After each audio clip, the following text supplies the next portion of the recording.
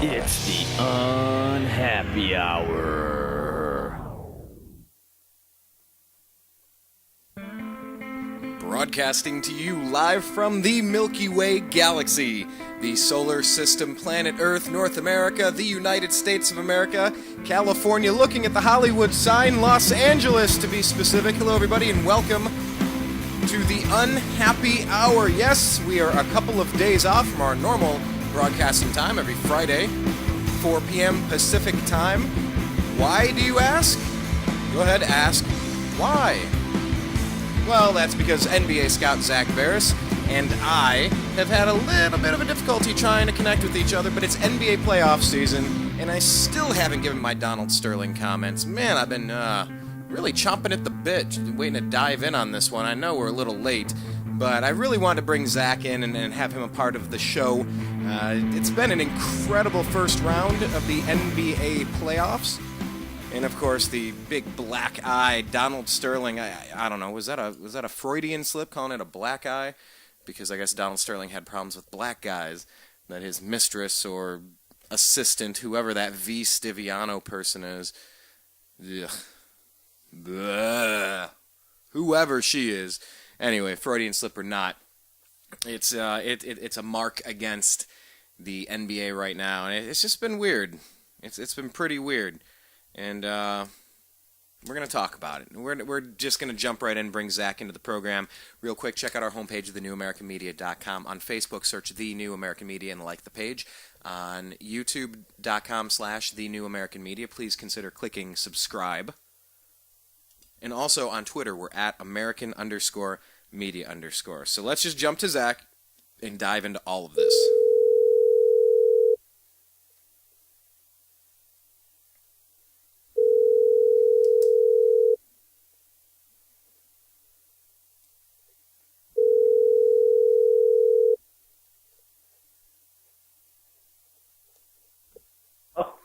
Zak, welcome to the program. You are live, sir. How you doing? Horrible. Horrible? It's just coming down with a cold. So What's the beginning stage? Wow. At least you don't have to sell your NBA team. Yeah. Well, I think my cold has to do with being in all these different places. I went from Miami straight to Ann Arbor. So for graduation, it was 30 degrees there Saturday morning for graduation. So and then warmed up during the day, but it was pretty rough. Zak, so I guess I should not tell you that it was about 91, 93, and I was sweating outside in the garden past weekend. You probably wouldn't want to hear that, right? Well, you can tell me that. I mean, like I said, I miss it. I know, you'll be back soon enough. Well, Zak is an NBA scout. He's been a part of the Unhappy Hour for, the past 2.5 years at least, and you can find him on Twitter. He's at ZBARIS. Zak, I want to do this. I'm going to split this up into a segment. I just want to ask you a specific question about Donald Sterling. Then we're going to hit reset, and we're just going to go into all of the Donald Sterling and the NBA playoffs especially. My question to you is this. Adam Silver came out with a very strong stance, saying that he's going to move to get all the owners to vote Donald Sterling out of the league, a forced sale of the Clippers. I mean, wow, what a horrible punishment, making $1 billion on his tiny little investment.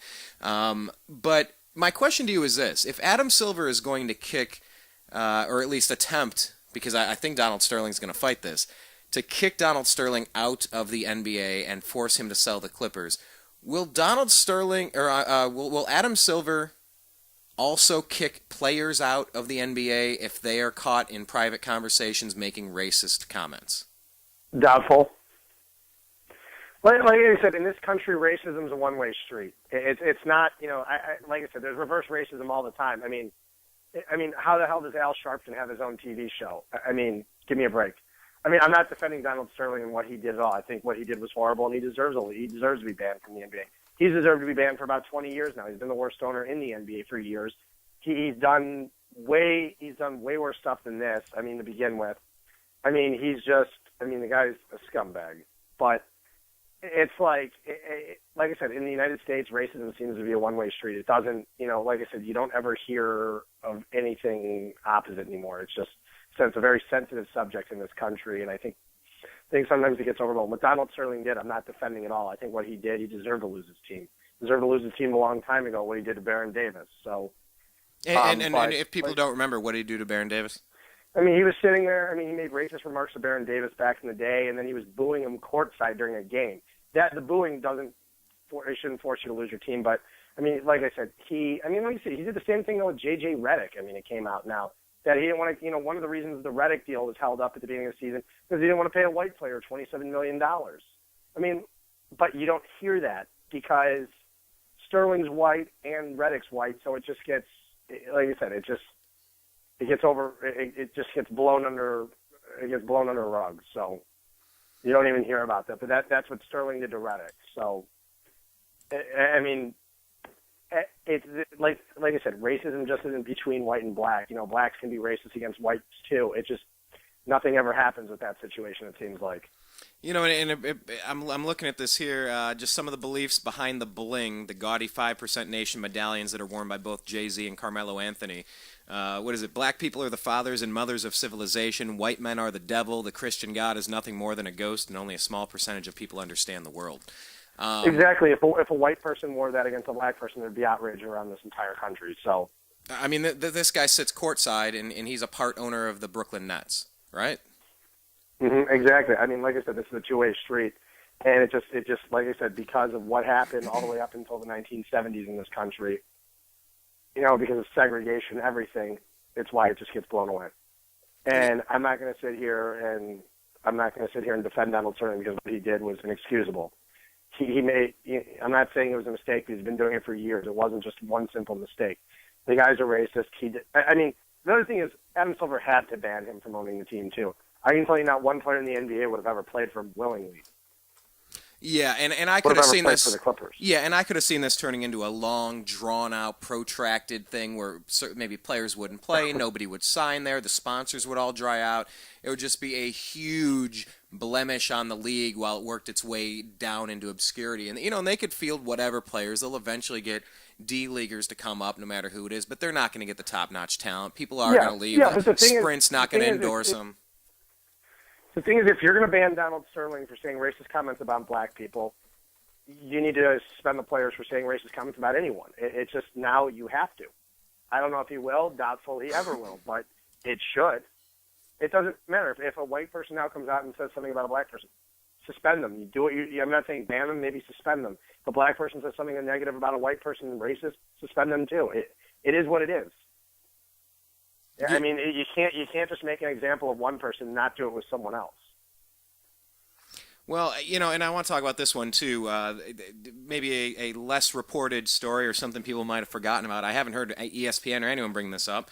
Of course, this man is not an owner of an NBA team, but Spike Lee. You watch the Reggie Miller playoffs, just the classic New York Knicks thing. But an elderly Florida couple found themselves caught in the center of the George Zimmerman Trayvon Martin case last year, and they filed a lawsuit against film director Spike Lee for retweeting information that mistook their home for Zimmerman's. Lee sent a Twitter message last year to his 240,000 followers with an address that he thought belonged to Zimmerman, who was accused of killing the unarmed teenager Trayvon Martin. But the address was actually that of Elaine and David McLean of Stanford, Florida, both in their early 70s, whose home became the focal point of online vitriol aimed at Zimmerman, who also lived in Sanford. Yeah, I mean, will Adam Silver also ban Spike Lee from sitting courtside? No, and exactly why? No, and it's because, like I said, racism in this country is only white against black. It's not black against white, and that's what's frustrating about it. It doesn't matter. Like I said, if it happens every day in this country too, but you never hear about it. Like I said, black people kill white people kill black people. It happens every day in this country. I mean, like I said, what about in Oklahoma last year when the 3 kids wound up killing the white Australian guy, the baseball player, who was, I believe, running by the house? That did not get blown out of proportion like the Trayvon Martin case. It didn't. It's facts are facts, and it didn't wind up doing it. Like I said, I'm not racist at all. I am just saying a lot of my close friends are happen to be black. And I have a lot of friends from other races, whether they're Indian, it doesn't matter. Whether they're Asian, it really doesn't. And I'm just saying, though, but you have to come down hard on everyone the same way. If you're going to come down on one person, you have to set an example and do it for someone else, too. That means, essentially, Spike Lee should be banned from sitting courtside at Knicks games. He should. It's the same thing. And you can't sit here and tell me otherwise, because you just can't. Yeah, and you were talking about, by the way, the baseball player you're talking about, Christopher Lane from Australia, killed by three. Let's see, they witnessed a young man run by on the street. They chose him as a target. Eventually arrested three teens, 15, 16, 17 years old. And yeah, as that story developed, it really turned into ridiculously racist stuff where they just targeted a white person and said, let's go kill a white person. And a lot of people connected the dots and said, well, this was payback. This is retribution for the Trayvon Martin, what the court found was self-defense with George Zimmerman. It's just an excuse. Yeah. It really is. Those guys probably didn't even know what had happened in the Trayvon Martin case. I guarantee they probably had no clue what happened. And, like I said, I'm not condoning what George Zimmerman. George Zimmerman deserves to be sitting in a jail cell right now. But, and so do those Oklahoma kids. But I'm saying, though, that didn't cause, racist uproars by a bunch of white people around the country. You didn't see that. Yeah, so, and like I said, it's become a very sensitive subject, especially, and I'll say it's gotten even more sensitive since Obama was elected to office in 2008. It's been an incredibly sensitive subject over the past 6 years, and I'll say it's something I hadn't encountered in my life until 6 years ago. Yeah, you know what, and I'll say I was really excited. I did not support the election of Barack Obama. I thought he was highly unqualified.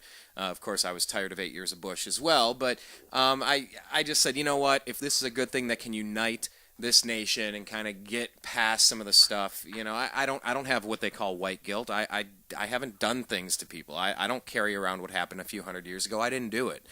And I wasn't even alive then, so I don't either. Like I said, and either was anybody else on the planet.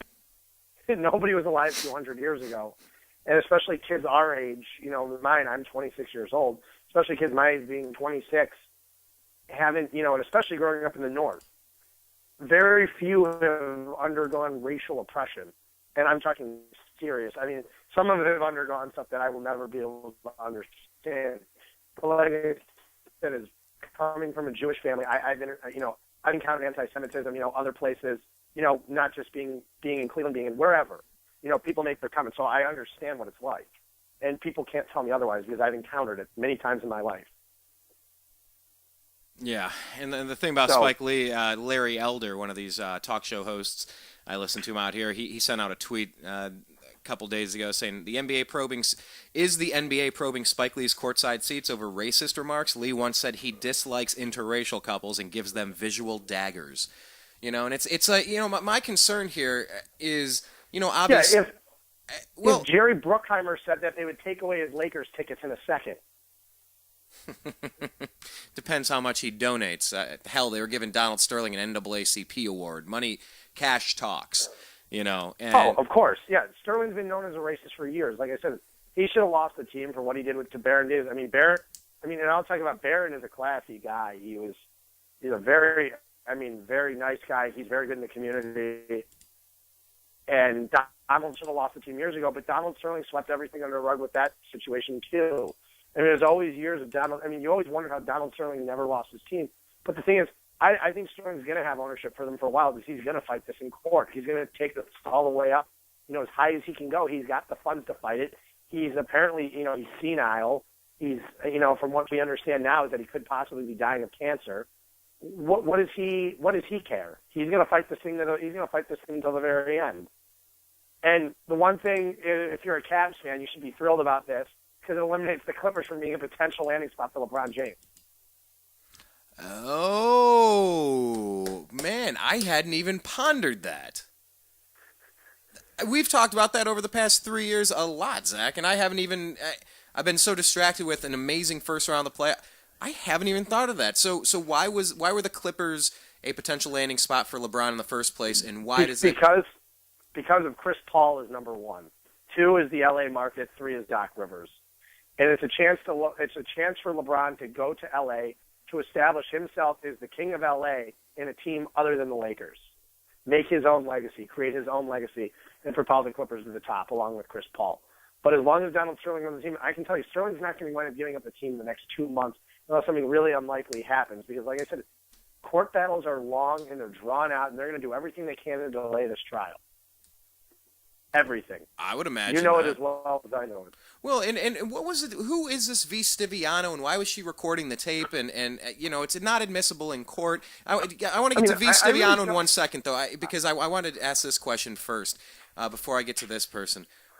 I mean, if somebody is going to get forced out of their career over something that they say, I mean, we saw someone with Mozilla, with Firefox, get forced out because they supported traditional marriage.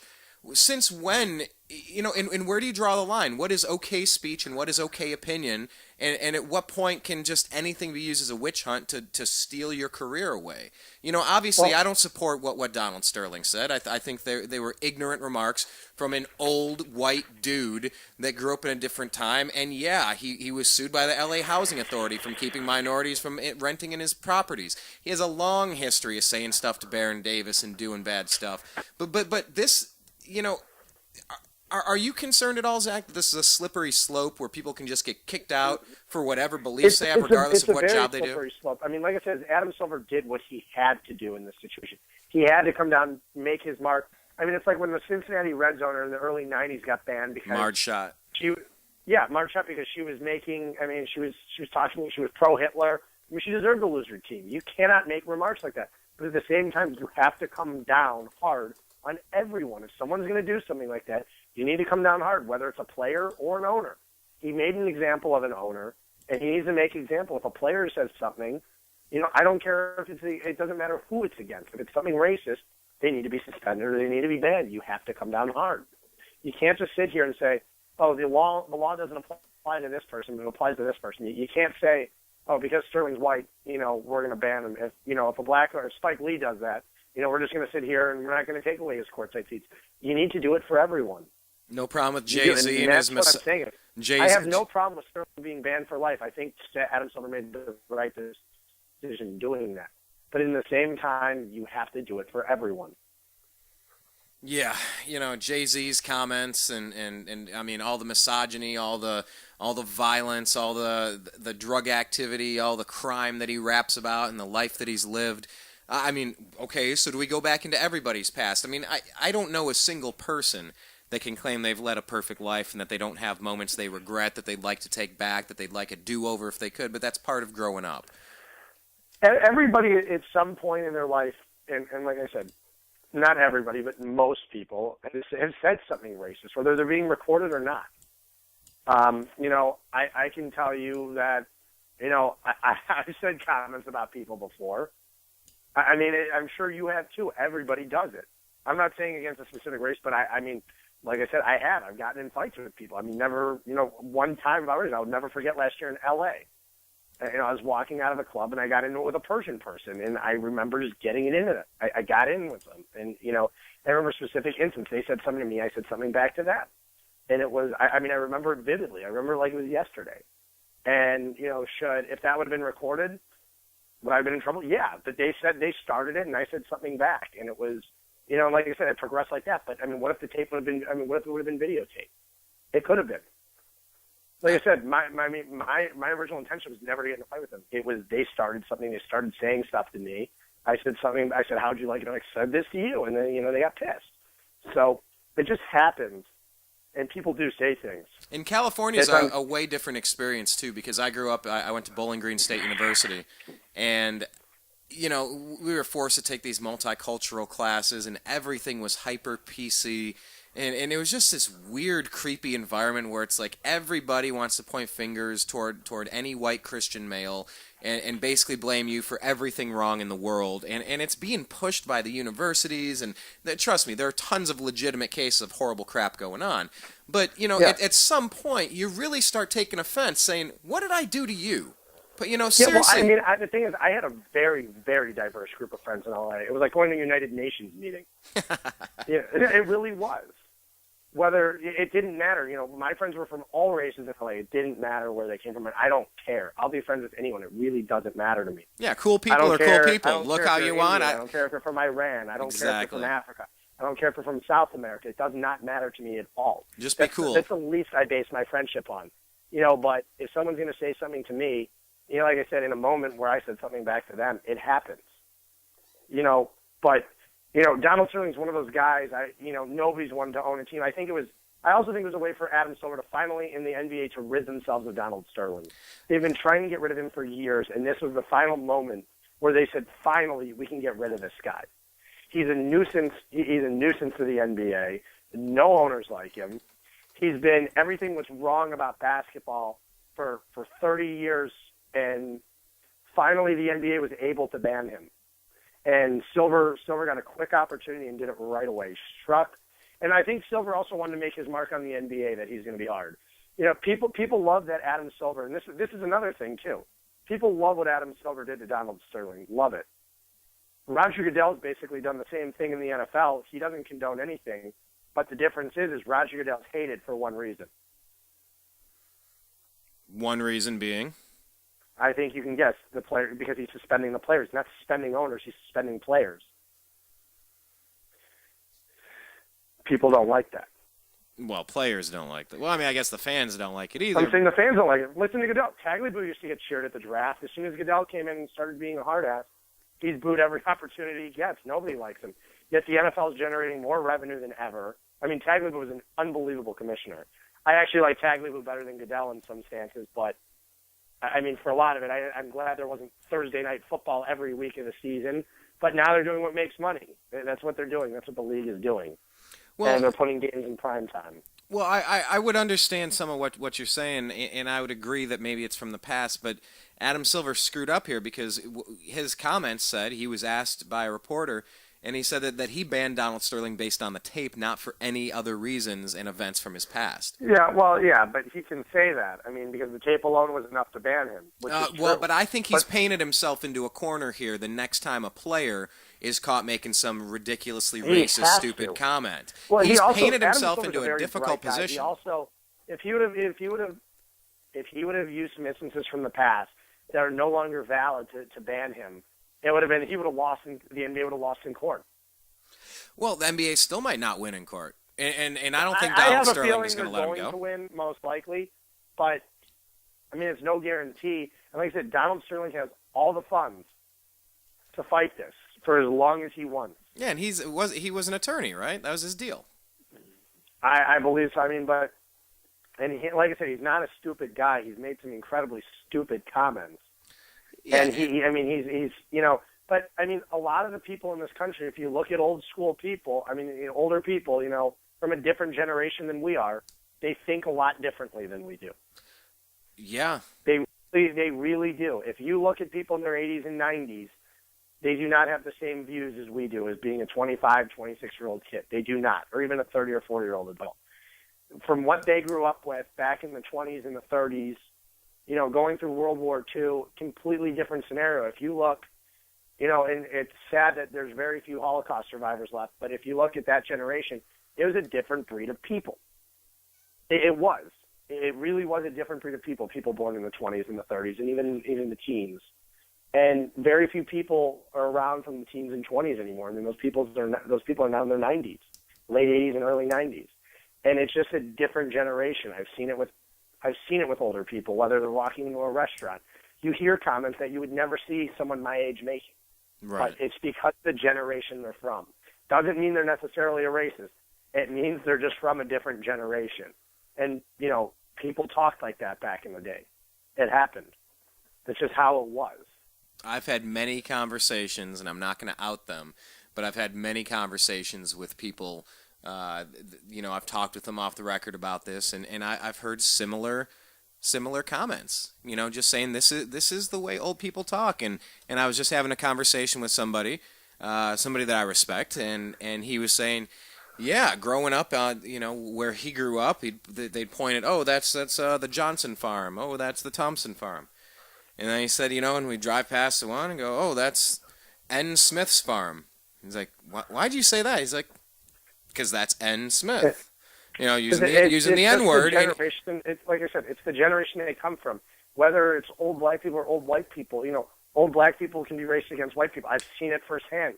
I've seen white people especially be racist against black people, especially from that generation. It was just a different time.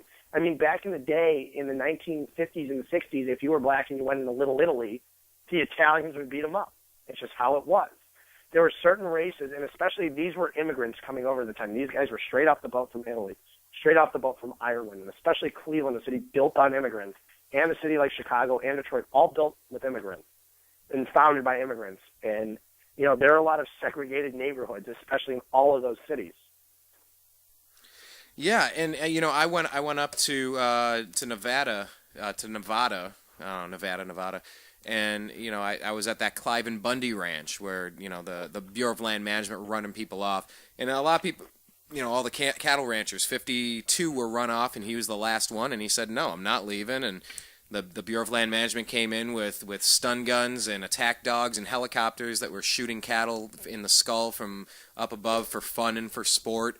Coming in with snipers up on the hills, and it was kind of like this revolt, and a lot of people started backing this guy, saying, you know, come on, there's got to be a better way. This is insane. This doesn't make any sense. Why are you coming in like a military force here for cattle that are chewing some grass? Well, this Clive and Bundy character, whose ranch it is, he babbles some racist remarks. But in the context of how the question was framed, he was actually, there were three parts to what he was saying. The stupid middle part said something really dumb, just the optics of it, just the audio of talking about certain people in I don't know, what do you say, North Las Vegas or something, on food stamps, and in these neighborhoods where people are sitting around, there's nothing to do, there's 8 people in all these little tiny apartments. Are they happier? And he says something really dumb about it because they never learned how to pick cotton or something. And it's like, dude, that come on, man. But he was actually trying to make the point that government assistance makes people slaves to their handouts and they lose their work ethic. That's easy to say when you've owned your own ranch for 100 years and you haven't been property of a plantation owner for 150. You know, but then he went on to say that, you know, some of the Latino community that he knows, like, their family units are way tighter than any of the white family units that he has. But it was, you know, that they took that middle part out, and it sounds horrible because it kind of is horrible. But it kind of lost the point of what he was going for. But that's an old white dude talking like an old white dude. It's like in this country now, if you're not a far left wing in public, you can't talk. It's, you know, like I said, I have no problem with people. Like I said, I'm not a homosexual, so it doesn't bother me one bit whether gays can get married or not. It doesn't affect my life one bit. I'll vote for it because, like I said, I don't care. It doesn't affect me. It really doesn't. But I see people all the time that are against same-sex marriage, and I go, okay, you're entitled to your opinion. It doesn't bother me one bit either way. You know, like I said, if you're civil about it, you can just say, oh, no, I'm for traditional marriage. That's fine. You know, but now in this country, if you're against it, oh, my God, the guy's a bigot. He's you know, oh, my God, he's not, you know. Some people are more closed-minded. They have traditional views. I'm okay with that. It doesn't, like I said, it doesn't bother me either way, but just because you say it doesn't mean you're a bad person. It just means what you believe. Like, people go, oh my God, Tim Tebow is a terrible person. You know, he doesn't believe in same-sex marriage. Okay, big deal. The guy doesn't believe in it. Who cares? Move on. You know, not everybody needs to think the same way. If the problem is if everybody thinks the same way, then your country has a problem.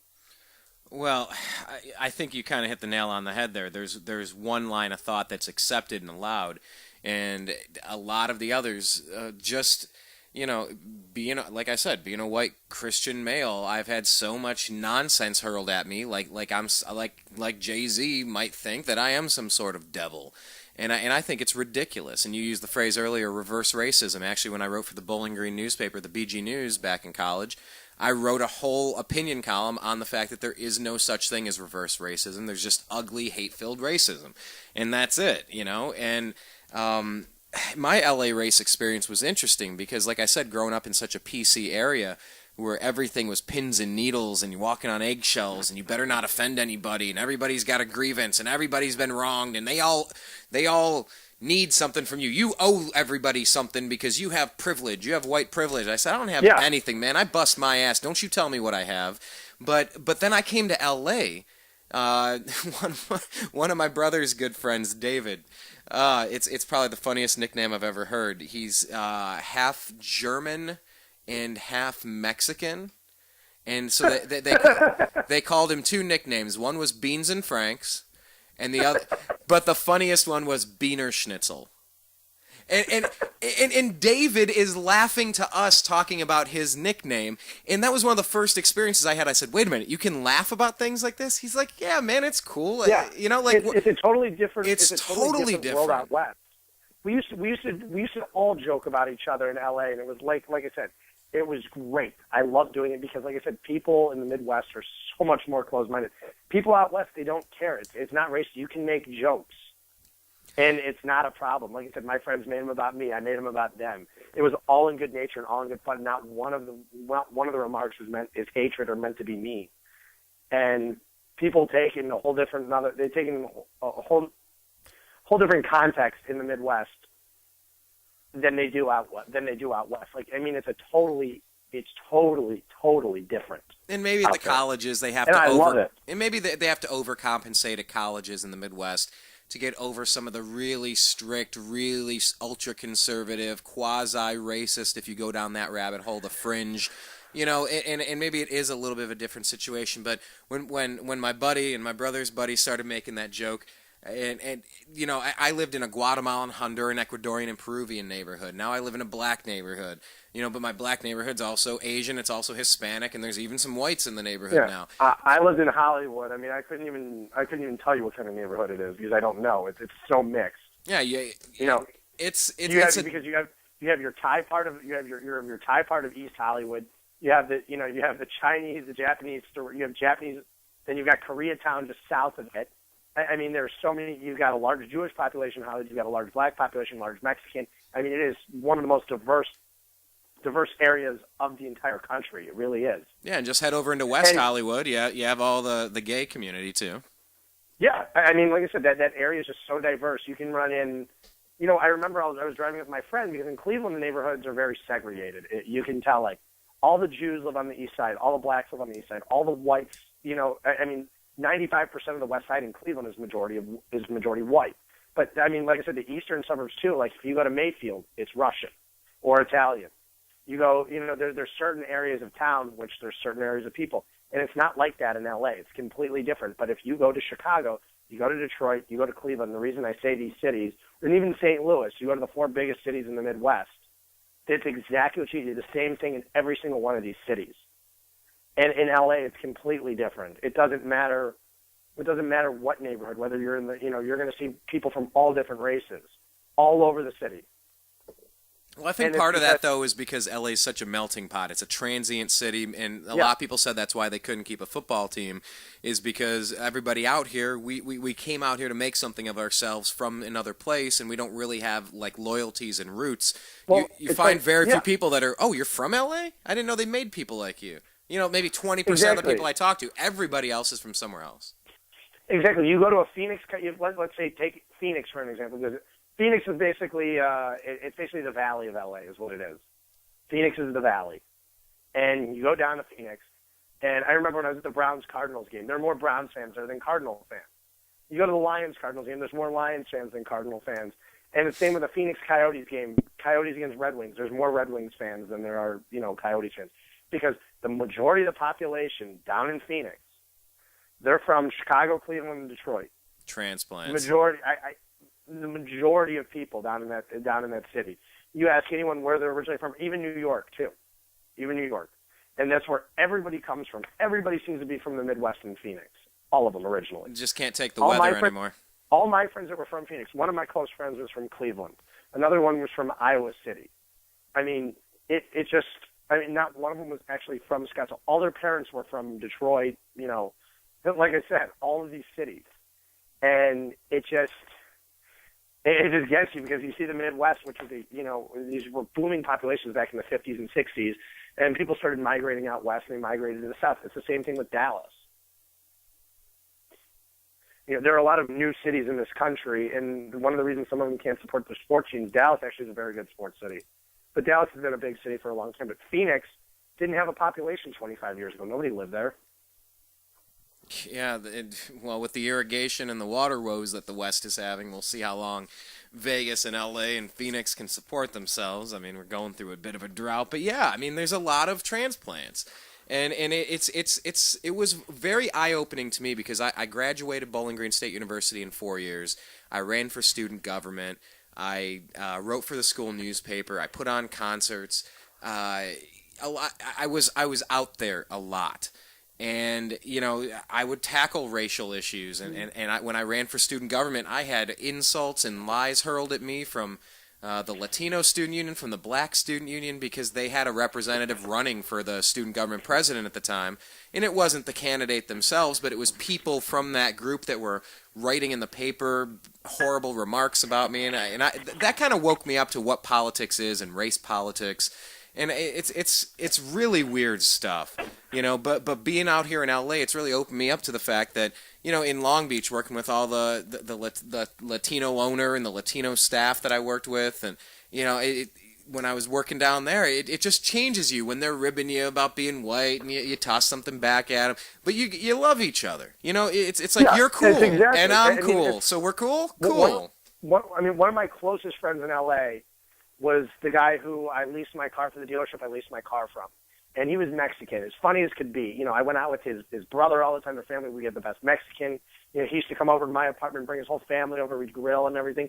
But we'd go out with this guy and it'd be the funniest thing ever. We'd go out with, I remember we were at a business meeting with an Armenian guy. And he's sitting there making Armenian jokes the whole meal. And the Armenian guy's sitting there making Mexican jokes the whole meal. And it was just, and it's something in LA, it's all in good fun. It's all in good nature. And that's what I really, that's one of the things I miss the most, right behind the weather.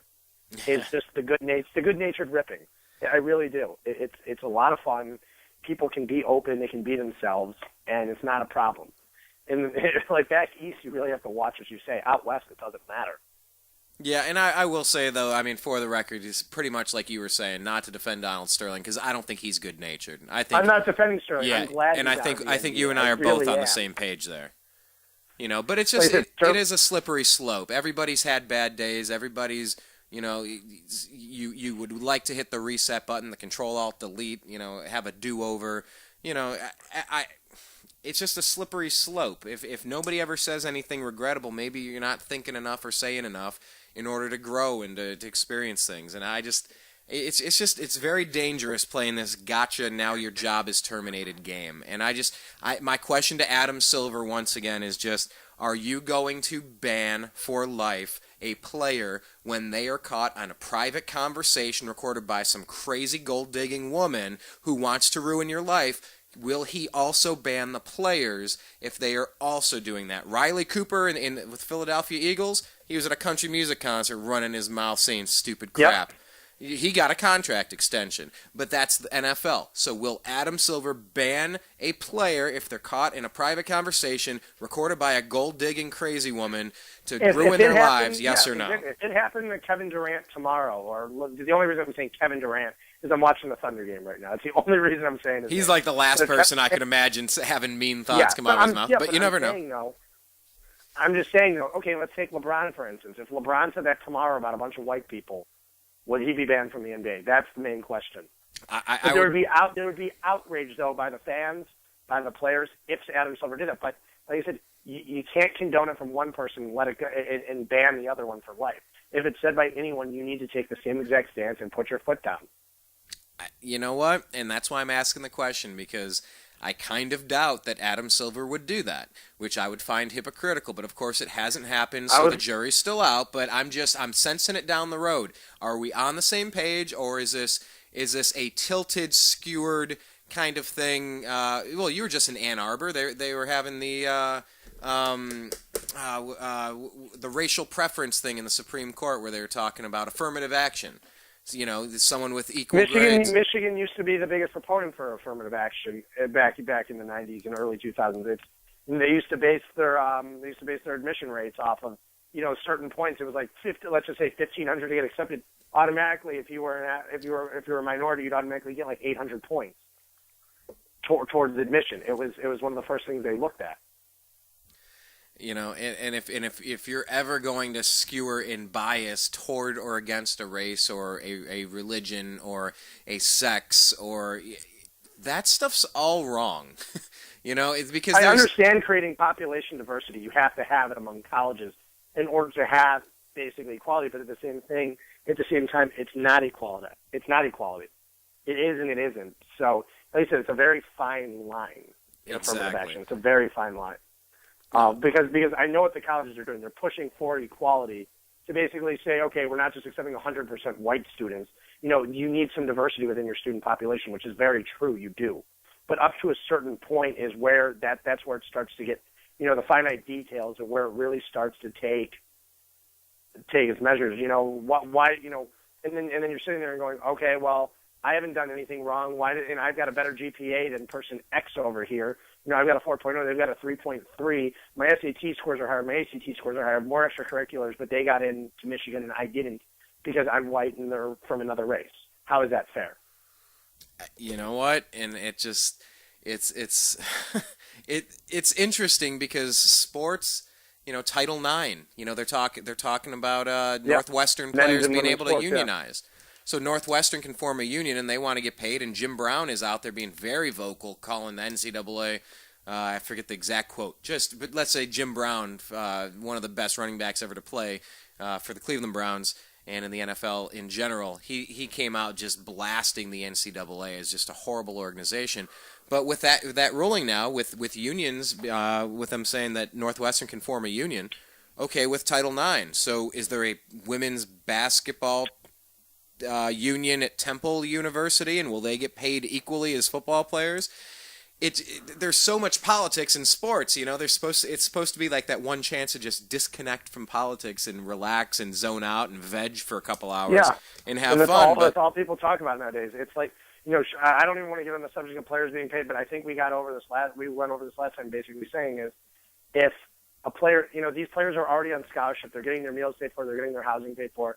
A college education, they say, is priceless. These kids are getting $250,000 in their educations paid for. That someday they're not, like I said, a guy like Aaron Kraft, this allows him to go to medical school, right? Without having to most likely go on student loans. Did he generate a lot of revenue for the university? For Ohio State University, yeah, a ton. But at the same time, it's a two-way street here. Now, do you start pulling scholarships and paying players instead, and you go, listen, we'll give you $500,000 over your 4 years at this school. Okay, but you're going to have schools like Alabama, the Ohio States, Michigan's, especially a school like Michigan, Ohio State, two schools with giant alumni bases with very successful people. And you look there and you say to yourself, and you go, well, how's anybody going to compete with these schools? I mean, you're going to look at the private schools. You're going to look at USC, Notre Dame, Ohio State, Michigan. Is Michigan still considered a major college?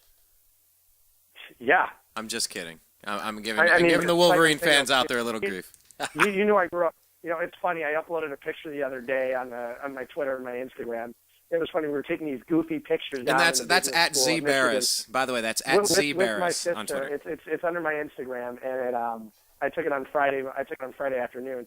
And there are all these ones. My mom hands me a Michigan, Wolverine cloud. I go, I'm not putting this thing on.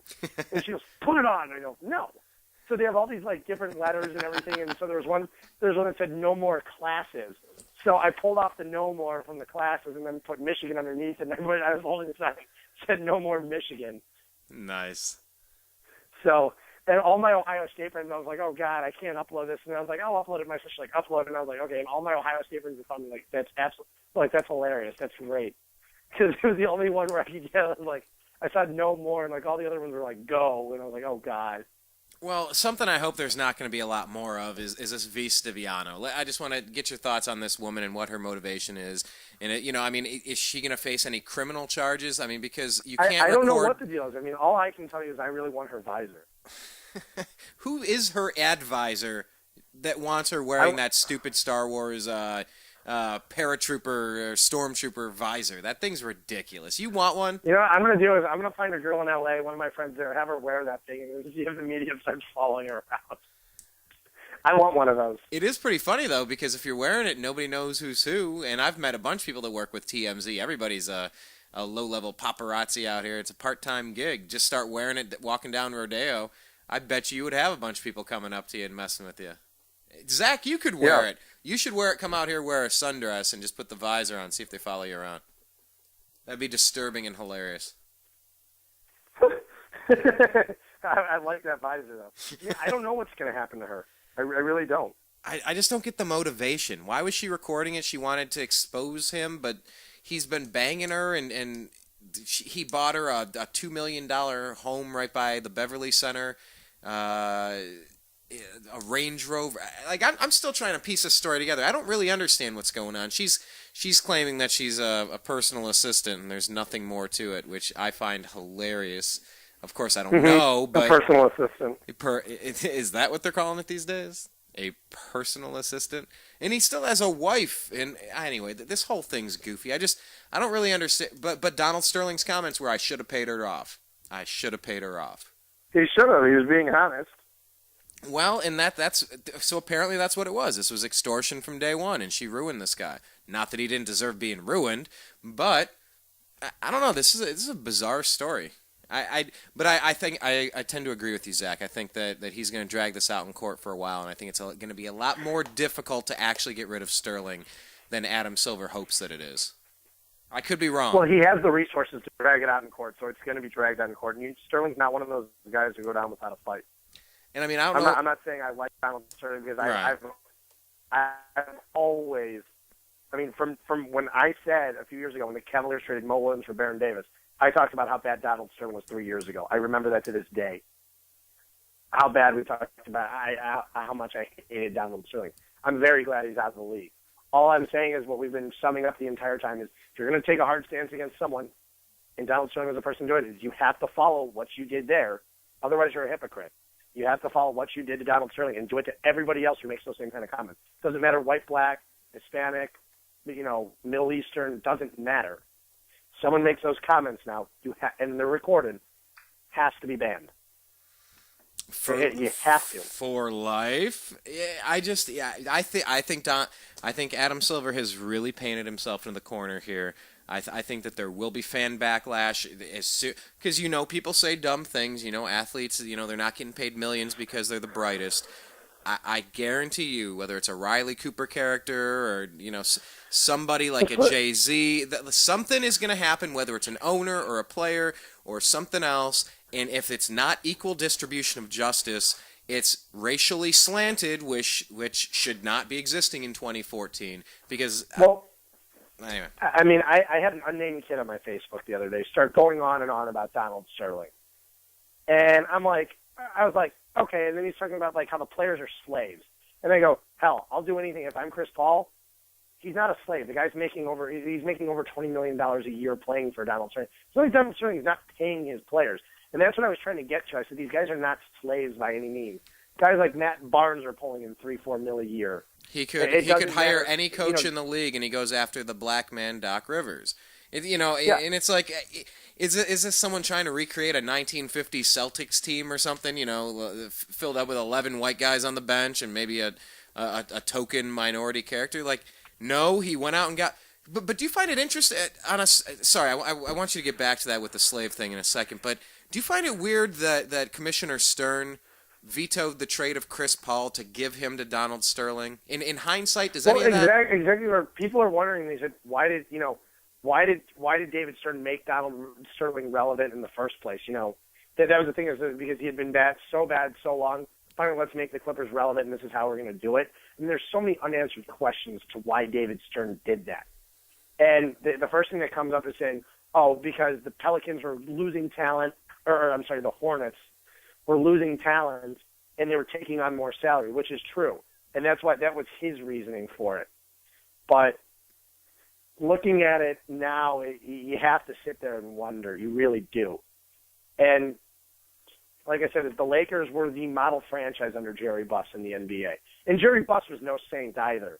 I'm not going to go and sit here and rip on Jerry Buss. He was a great owner. Well, no, he had a DUI or something, right? Where he could have killed somebody. Yeah, he was fueled up with coke and hookers. I mean, like I said, he wasn't a perfect guy by any means, but he was a great owner.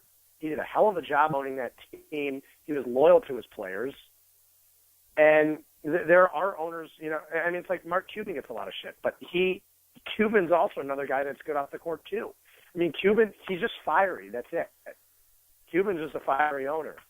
Yeah, and Cuban said, he eventually said he supports the decision 100%, this, that, and the other. But prior to that, I think it was the day before, he was one of the first people that came out and said, guys, this is a slippery slope here.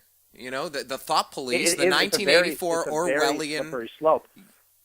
Exactly. But these players are not slaves by any means, and that's what people need to understand first and foremost.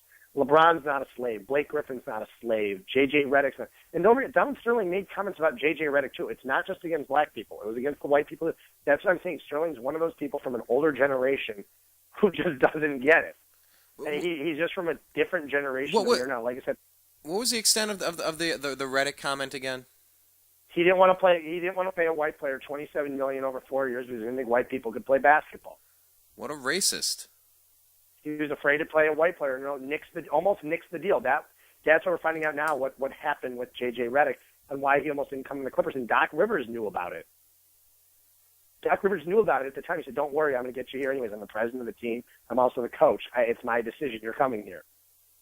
Wow. So, like I said, it's not just racism against Chris Paul. Like I said, Donald Sterling just has warped views on reality. He does. He always has. He's a crotchety old dude. You know, he's sitting there. You know, why do I want to? You know, why do I want this guy? You know, he's a white player. Why do I want him? And you know, he can't play. You know, it's just that old thought process because, you know, people in the older generation, black people are much better athletes than white people. In some instances it's true, some it's not. You know, are black people more athletic naturally than white people? For the most part, yes. They are. It's a shame to see back in the 20s and 30s and even the 40s that some of the best players ever couldn't play in their own respective sports. You know, like baseball had to have the Negro League. You know, there were guys like Jackie Robinson who was dominant in this sport, you know, and, you know, it really, you know, by integrating the game of baseball, it really changed sports in general. I mean, look at basketball. Basketball used to be a bunch of small little white guys playing the game. With really short shorts. Yeah. Well, I mean, they had the really short shorts up until the 90s. But I'm saying, though, the game has definitely changed when you allow integration of sports. It's good for the game. It really is. Do you think John Stockton still wears short shorts, like while he's cutting the lawn? I don't know. His son didn't seem to wear them at Gonzaga, so. No, of course integration is good for the game. It's ridiculous that our society used to act like that. Absolutely. And by the way, quick trivia question. Jackie Robinson was the first one to break the color barrier in the Major League Baseball. Who was the first person to break the color barrier in the American League? Larry Doby. Yes, sir. You are correct. For the Cleveland Indians. I'm an Indians fan. I grew up. I'll never forget. I was 6 years old and I met Larry Doby. I mean, it was one of the coolest moments of my life. I still didn't even fully understand at the time who Larry Doby was at the time. But I can look in my room and see that autographed baseball for him any day of the week, and which I think is just awesome. Well, while we're on the Indians, one final point, and then I just want to kind of get to the overview of what was maybe one of the best opening rounds or entire rounds in NBA history. It was incredible that Damian Lillard played. I just want to talk about a couple of plays that we saw and kind of project going forward here. But Harry Reid, who was also involved, he's the politician from Nevada, actually integrally involved in that Bundy Ranch case as well. He was out there on the heels of this Donald Sterling thing, calling for the NFL owners to take the lead of the NBA and force the Redskins to change their name to something that's not as offensive. And, of course, as a Cleveland Indians fan, you hear about the Indians, that they shouldn't be called the Indians. Why is nobody bringing up the Fighting Irish? I've been saying this forever. That's the most ridiculous. You wouldn't have a team like the overprivileged whites or the fat and lazy whites or the whatever. You're not going to pick a certain demographic. The Fighting Irish? Are you kidding me? Anyway, but what final thoughts then on this? Do the Redskins need to change their name? Do the Indians need to change their name? Are we far off the deep end? I can tell you right now, if the Indians were to change their name, I'll be on MLB.com buying up every piece of Indians gear I could get. I would be furious if the Indians changed their name. Like I said, I grew up always, part of the tribe. It's never meant to be racist. I'm not sitting there going, oh, in every game. I'm not sitting there wearing feathers and everything and dressed up with red makeup on.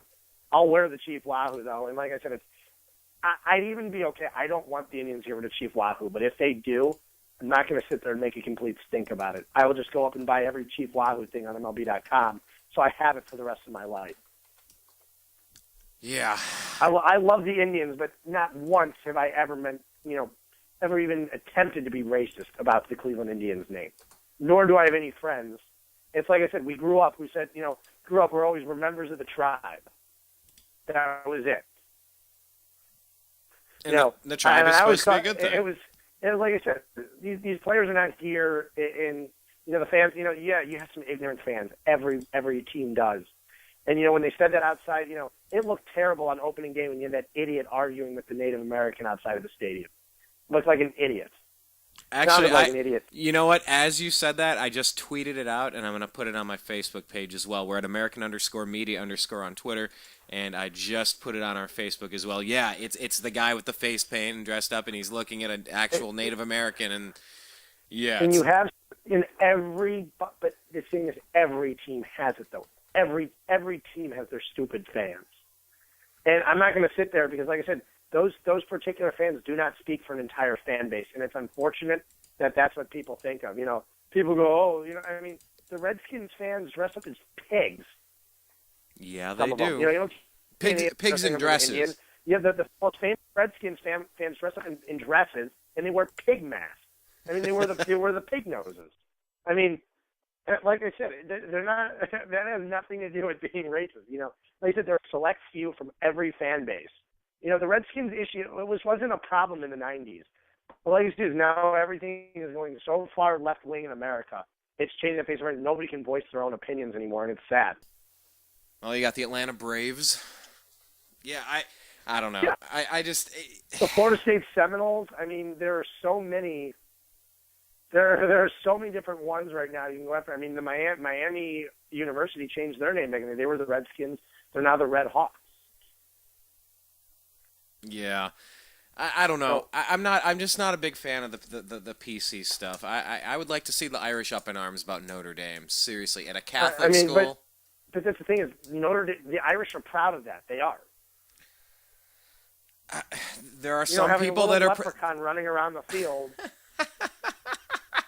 I was at the Purdue Notre Dame game this year. I was on the sidelines for that, sitting next to a 7-foot-tall David Robinson because his son plays for Notre Dame, and standing next to the 4'11" student mascot. For Notre Dame, a little Irish guy walking around in a costume with green makeup on. I guess. I said, it's sports. People are cheering for their own teams. They're not sitting there to make it a racist spectacle. That's not what it is. And I think that's what's getting completely overblown in sports nowadays. I really do. People are there to cheer on their teams. Like I said, as a Cleveland Indians fan, not once have I ever made a racist remark about a Native American being a Cleveland Indians fan, ever in my life.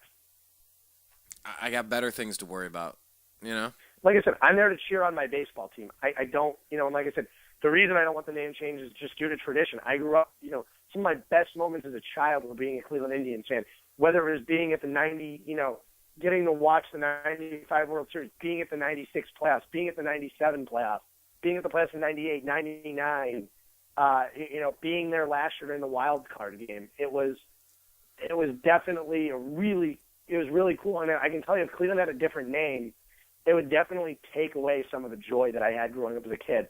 To being able to someday telling my kids, oh, yeah, I grew up as an Indians fan. We were so great during the 90s. And kids would go, who are the Indians? It's like, oh, God. It's just like, I love, it's just like I said, it's the tradition of having the team.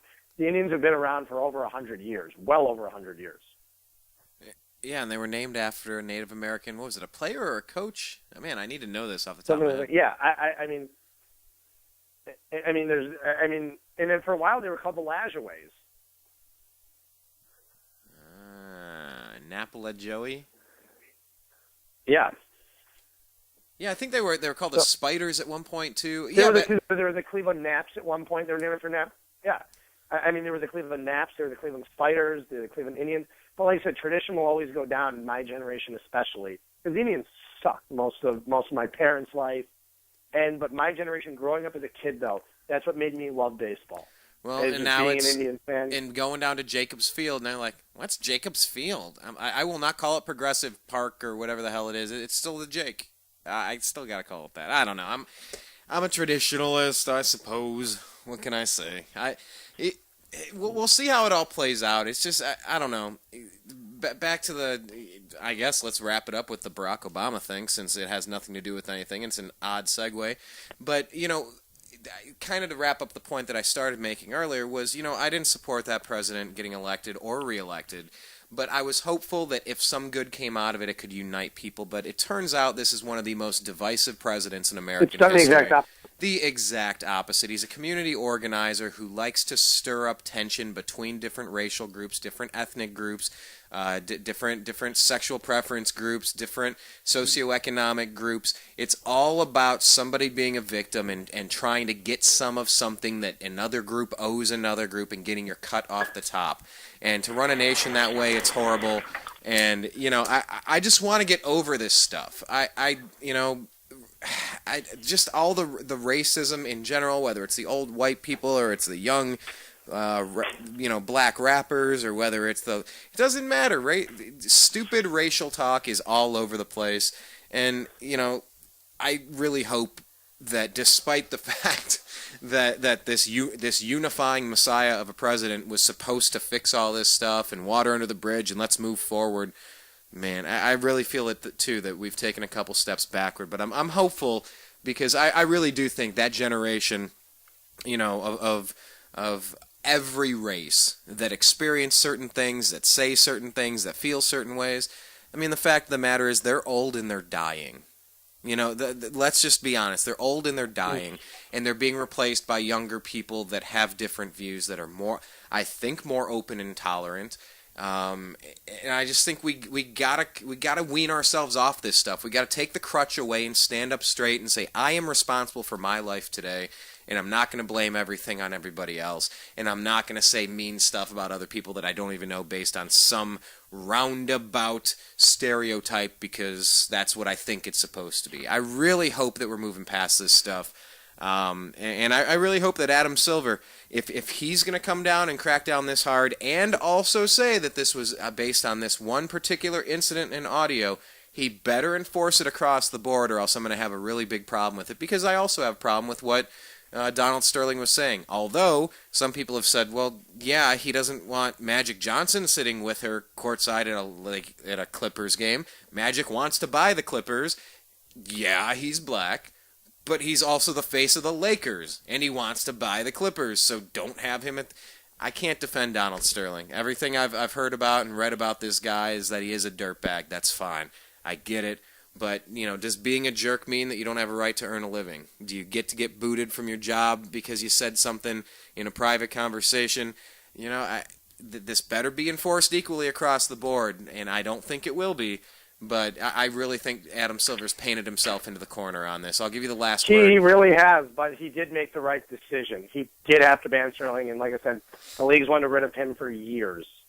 He made the right decision getting rid of him, but like you did say, he backed himself into a corner because he now has to follow up with everything he does with the same decision.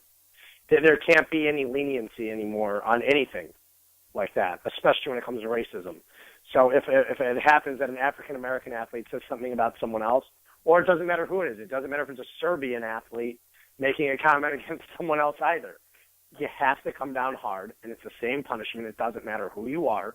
I don't care if it's LeBron. I don't care if it's Chris Paul. I don't care if it would be J.J. Redick, or whether it's Marshawn Gortat or Chandler Parsons. It doesn't matter. And I'm just saying those guys for example. You have to come down equally as hard on anyone. Hido Turkoglu. Dikembe Mutombo. Well, okay, no, he's not playing anymore. But yeah, what if it's a Russian owner talking about a Ukrainian? Okay, yeah, well, it's what the now? Same thing. Nope, or is it yeah, only a white person saying something against a black person?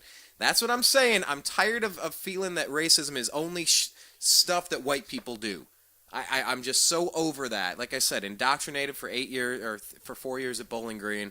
That's not what racism is. It's not everything that whites do wrong to anyone else.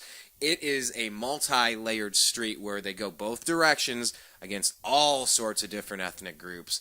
And you be careful, Adam Silver. You've really opened up Pandora's box on this, and I'm really interested to see the next step as soon as something stupid is leaked by some jaded mistress who wants to embarrass XYZ superstar in your league, and it kind of spurs on something. Maybe it's even in a joking connotation, or maybe it's in a heated argument or after a couple of beers or something.